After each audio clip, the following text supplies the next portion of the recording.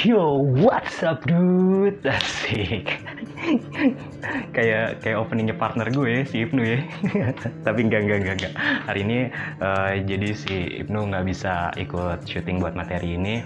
So jadi gue sendirian. Dan hari ini gue mau ngebahas soal dari mana bisnis besar itu dimulai. Wih, mantep banget.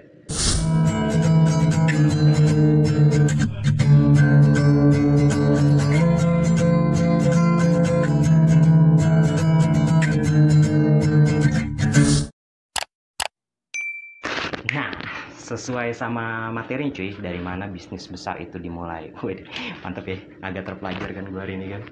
Asik kan? Tuh, ganteng. Gue mau cerita sedikit dulu ya.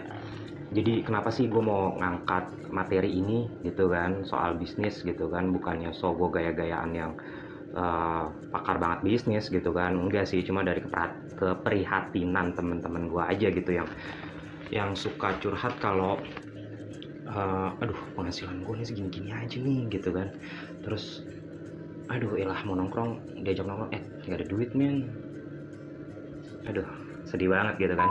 Lama-lama lagi gue mau ke materinya aja.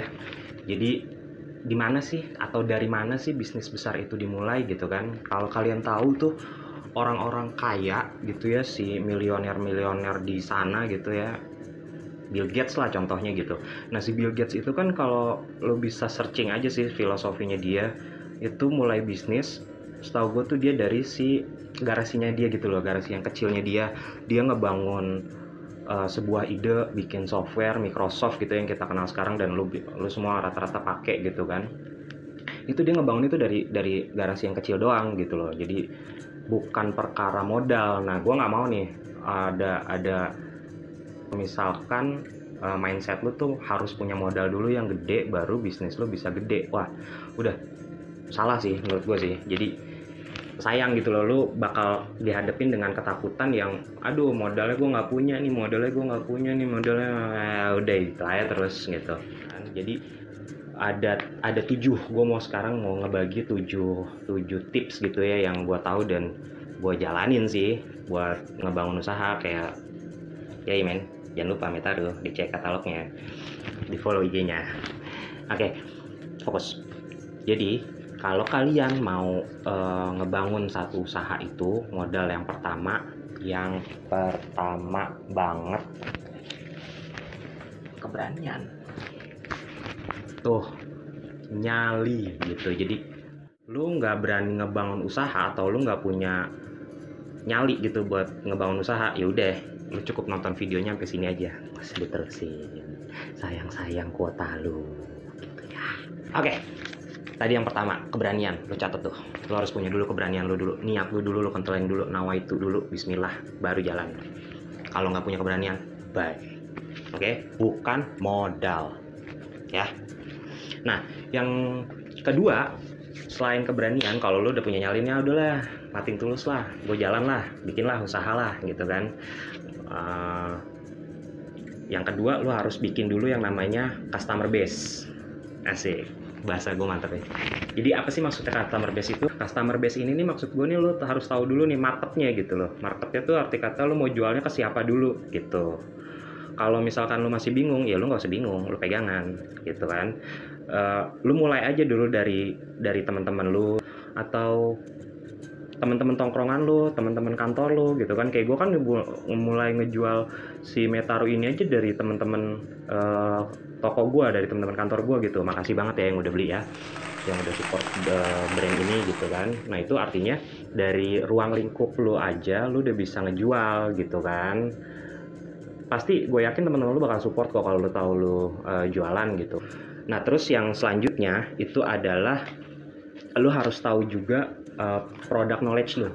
Product knowledge lu tuh maksudnya lu tahu barang yang atau produk yang lu jual.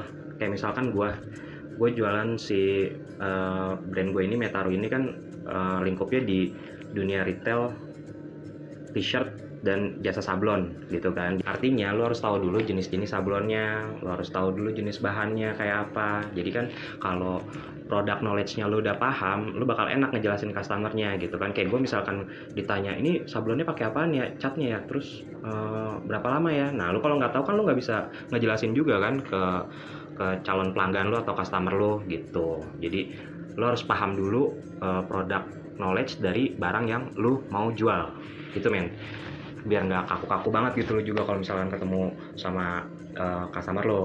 Oke? Selanjutnya adalah bangun jalur distribusi gitu. Artinya bangun jalur distribusi itu adalah lu tahu dulu supplier lo. Jadi kalau misalkan lu nggak tahu supplier lo atau supplier lo tuh endet-endetan gitu ya bikin produknya, endet-endetan tuh apa ya, ketahan gitu atau lama processingnya, itu juga bakal ngehambat penjualan lo gitu. Jadi lo harus pahami dulu si supplier lo nih udah aman nih. Kalau supplier lo udah aman, lo ngambil barang kan enak tuh, lo tinggal ambil gitu kan, terus lo langsung kasihin ke customer lo, selesai gitu kan. Nah maksud gue dari yang bangun jalur distribusi itu yaitu tadi mulai dari customer sampai ke tahap pengiriman barangnya gitu. Tahap pengiriman barang kan sekarang sebenarnya udah gampang, kirim pakai Gojek atau lo datang sendiri ke customer lo temuin, itu akan lebih bagus juga gitu. Artinya lo harus pahami dulu si jalur distribusinya ini sama supplier lo tuh bagus atau enggak, aman atau enggak gitu. Jadi kan enak, cepet, langsung dapat duit ya kan, dapat cuan gitu men. Yang selanjutnya lu juga harus paham akan teknologi nih. Nah asik kan kalau udah teknologi tuh, ngomongin teknologi sekarang tuh udah berkembang banget, udah sangat memudahkan lu buat jualan gitu. Nggak usah jauh-jauh, dari WhatsApp lu aja itu udah bisa mulai lu jualan gitu. Lu update status, nanti teman-teman lu nanya, nah akan kebentuk kayak yang tadi tuh customer base-nya gitu kan. Tinggal lu olah biar si customer-nya yakin dengan dengan produk knowledge yang lu punya tadi gitu loh. Jadi manfaatin si teknologi ini sebijak mungkin gitu kan. Artinya sekarang orang usaha itu udah nggak mesti macem-macem lo harus punya toko dulu, bangun toko gede-gedean, terus lo punya kantor gitu. Misalkan lo mau bangun jasa, lo punya kantor yang gede, wah yang ada lo habis duluan main ke modal men. Bukan berarti nggak penting juga, penting gitu kan, penting modal. Tapi kan kalau misalkan nih lo yang mungkin nggak paham akan soal bisnis atau jualan, terus gue kasih modal gede juga kan pasti bingung gitu loh, mau gue apain nih.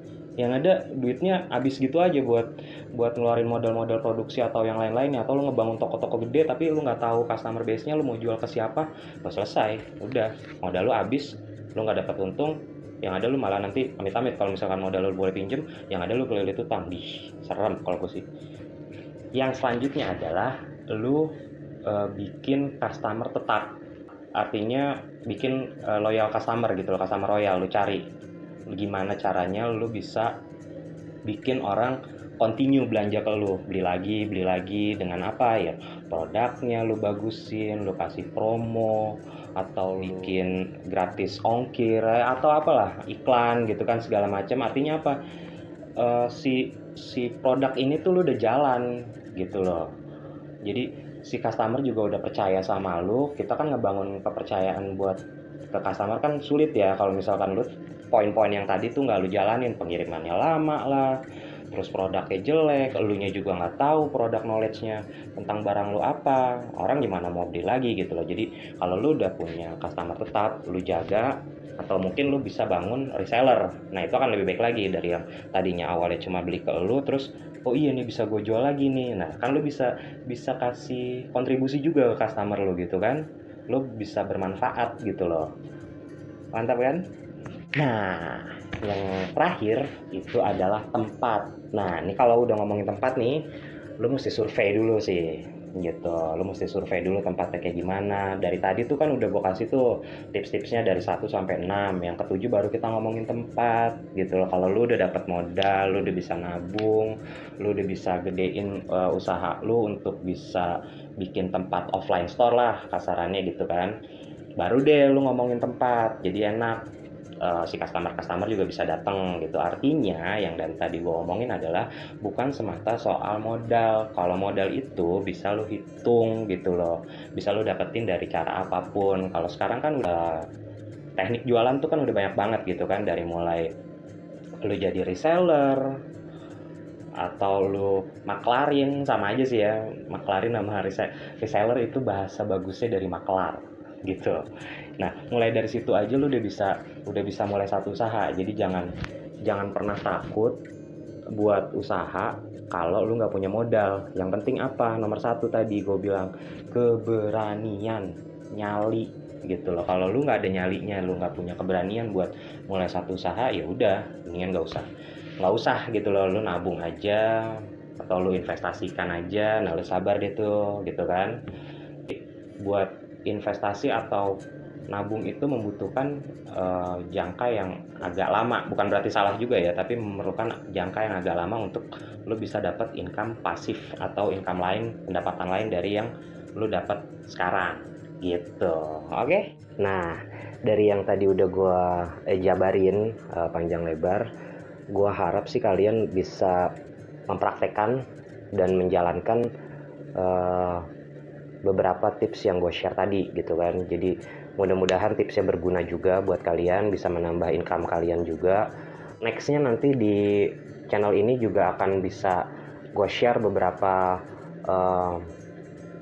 tips-tips usaha lain gitu ya. Dan mungkin kalau ada yang mau request tips usaha atau apapun, atau processing dari si Metaru dengan jasa sablonnya, nanti gue bisa share juga ke kalian. Jangan lupa di follow ya, dan di subscribe kalau memang berguna, share buat teman-teman semua. Bye.